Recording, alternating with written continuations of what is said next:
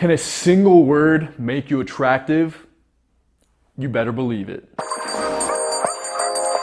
Alright guys, welcome back to my channel. It's Brett Maverick here. I hope you all are having an awesome day so far. So when it comes to social status and, being able to climb that ladder and be viewed as higher status than others, it comes down to a few different factors. Some of them being, style, fitness, how you conduct yourself, but a big thing is your diction. The things that you say, and more importantly, how you say them. So today I'm gonna share with you guys 5 words or very short phrases that you can use on not only attractive women that you're trying to seduce, but also, other men or anybody at all. These words are not manipulative in any way, they're not rude, they're just normal things that you would hear people say, but it's the context and the way that you say it, the way that you present it, that's gonna put you higher on that social ladder. So without further ado, let's get into word number 1.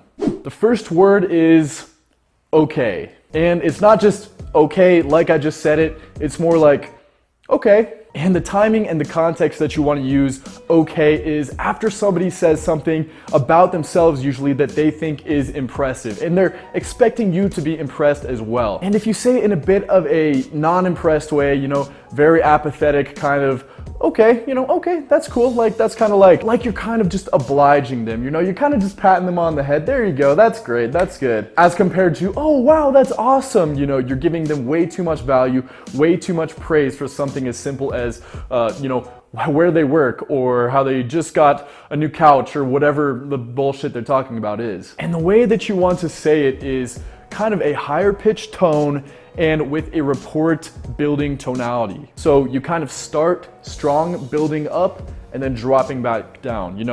Okay, not okay, or okay, it's okay, This shows to people that you have standards and they need to work a little bit harder to impress you, to qualify themselves for your, conversations. But the beauty of this is they don't even realize it. It's involuntary. They don't even know that you're doing this to them. And sometimes you don't even know. That's how I actually found this out. When I started saying that to people, people actually tried harder to impress me, tried to, converse on a more higher level because they realized that my standards for conversation and intellect was a little bit higher than the people that they're normally used to. All right, so that's word number 1, simple as can be. Word number 2 is never mind. I love saying never mind to people because then they work so hard to hear what I was gonna say. It works best if you lead up to it. Say something like, you know what? Never mind. Because then that'll get them, thinking, what was he gonna say? They'll be pining over what you were gonna say, even if you weren't even gonna say anything. It'll get their curiosity honing because they'll be desperate to hear what you had to say, because if it was so important that you decided not to say it, then they're gonna assume that it was something, spectacular, something extremely informative and or entertaining. So I like to say this to girls sometimes. I'll be like, you know what? Never mind. And then they'll be like, what? No, you have to tell me. They'll probably be grabbing your arm because they're desperate to know what you were gonna say about them. Girls are much more emotional specimens than us guys. We're a lot more logical. If somebody says never mind to me, I usually just say, okay, cool, whatever, and I move on. But girls, no, they have to know what you were gonna say because you spiked their emotion and then you let them down.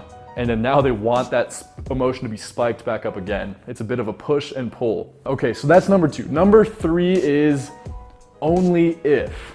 So this is best used when, asking a girl for something, because it's kind of awkward asking a girl on a date or asking her to, do something for you, asking you to hang out or whatever it might be. It's a bit awkward. It puts her kind of on a pedestal. So if you use the only if statement, it puts you in control of the framing.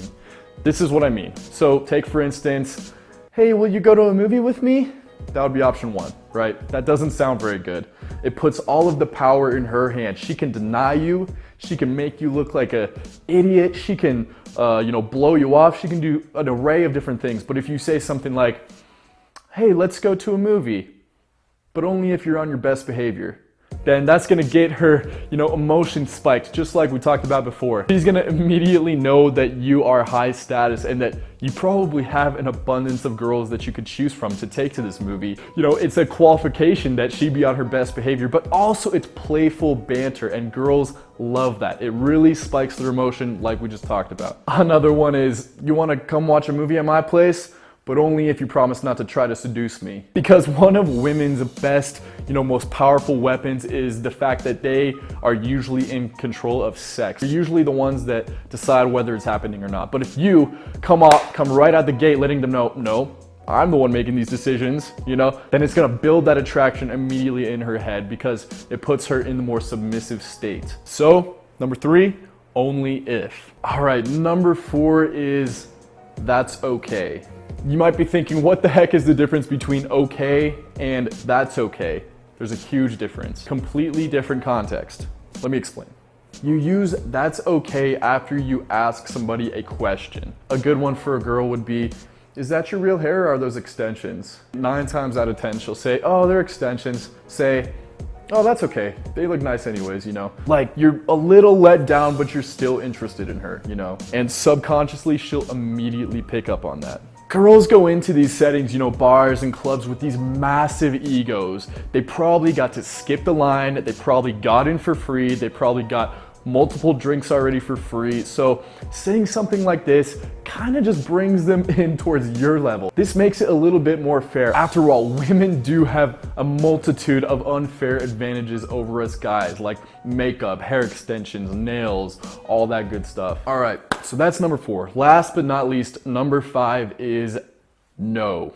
No is a great word to use primarily on women because they're so not used to hearing it. If a hot girl asks a guy, hey, want to meet up, or hey, want to do this or that or the other, the guy 9 times out of 10 jumps on the opportunity, is a yes man. Yes, please, yeah, let's do it. Let's meet here, there, and do this. And they're trying to, take advantage of that opportunity, right? But if you say no, especially if you already have plans or already have a reason to say no, it shows that you have boundaries. It shows that you have standards. You're not just gonna jump all over this girl just because she showed a little bit of interest, right? It shows that you have a freaking spine, man.